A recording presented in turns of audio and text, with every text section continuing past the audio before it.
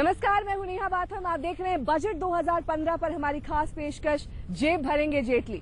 एक बंगला बने न्यारा, लेकिन महंगाई के इस दौर में एक बंगला तो बहुत दूर की कौड़ी नजर आता है। एक 2 कमरे का फ्लैट ही मिल जाए वही बहुत बड़ी बात।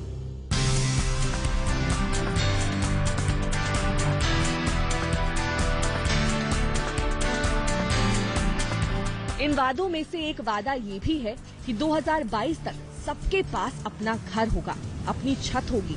चलिए अब आपको दिखाते हैं कि सबको घर मुहैया कराने में आखिरकार मुश्किलें क्या हैं।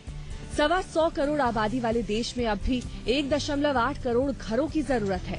अनुमान के मुताबिक 2022 तक 4.4 से 4.8 करोड़ घरों की जरूरत पड़ेगी। इन घरों को बनाने में 2 खरब अमेरिकी डॉलर के निवेश की जरूरत पड़ेगी। निजी सेक्टर के निवेश से ही 2022 तक सबको घर मुहैया कराना मुमकिन हो पाएगा। सरकार ने अब तक लो कॉस्ट हाउसिंग के लिए 4,000 करोड़ रुपए का ऐलान किया है और अर्बन हाउसिंग के लिए 50,000 करोड़ रुपए का बजट निर्धारित किया है। मैक्सिमम जितना गवर्नेंस जैसे वो दे रहे हैं कि भाई गवर्नेंस होना चाहिए किसी बॉडी को चलाने के लिए, हमारी बॉडी के लिए भी है कि हम जो है इजीली तरीके से काम कर सकें और कम पैसों के अंदर बजटेड जो सप्लाई है होम्स की वो दे पाएं। शहरी इलाकों में अच्छी सड़क, मूलभूत सुविधाएं और इंफ्रास्ट्रक्चर की कोई कमी नहीं है, लेकिन यहाँ पर फिर भी लोग अपने सपनों के घरौंदे से दूर होते जा रहे हैं। वजह है फ्लैट्स की बढ़ती कीमतें और बढ़ती EMI का बोझ।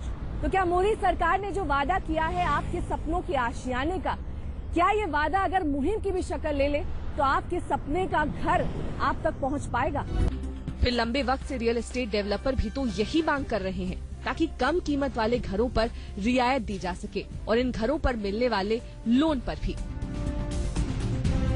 डेवलपर की मुश्किल ये भी है कि अफोर्डेबल हाउसिंग को मिलने वाली टैक्स में रियायत की कमी के चलते इन घरों को बनाने की लागत बढ़ जाती है। जानकार मानते हैं कि काफी हद तक लोगों का घर का सपना सच हो सकता है अगर प्रति व्यक्ति आय यानी कि पर कैपिटा इनकम बढ़ जाए।